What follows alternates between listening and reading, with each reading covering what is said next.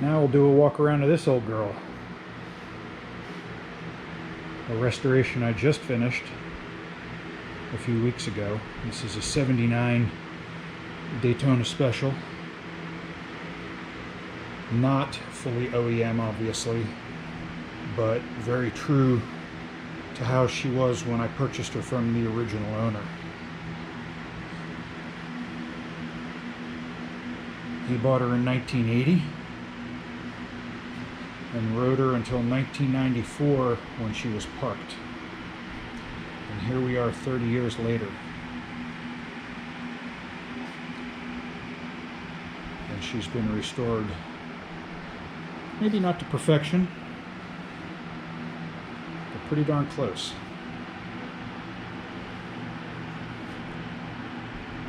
This was a full nut and bolt, split the cases, do everything restoration.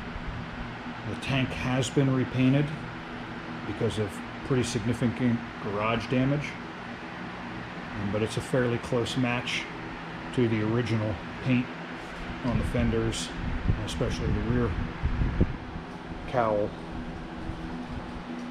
The side covers, as is typical, have yellowed a little, so has the front fender, but you're approaching 50 years old. A lot of the bright work is original, most of it actually. I have Cerakoted the pipes, and I did have the frame powder coated because it was fairly rusty in a number of places and just needed it. I also repainted the wheels and made the decision to go with gold. I came as close as I could to color matching the lettering.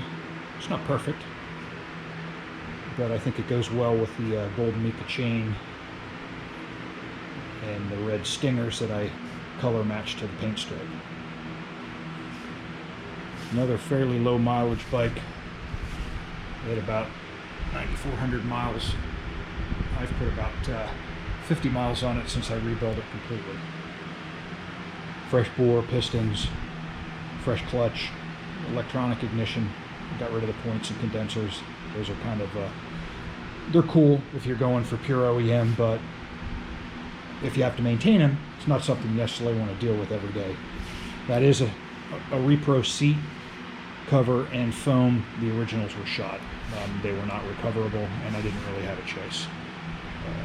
But I had a professional upholstery shop do the seat, and they did a fine job. They do automotive restorations, and that's what they specialize in. Carbs are not stock, they're modern Makunis, properly set up and jetted for the pipes. And so far, like as I say, I've only put 50 miles on her or so, but boy does she run good. I haven't really wicked her up yet past about 7,000 RPM because it's new and old at the same time, and I don't want to take any risks with her. This one's going to be in the family for a long time, I believe.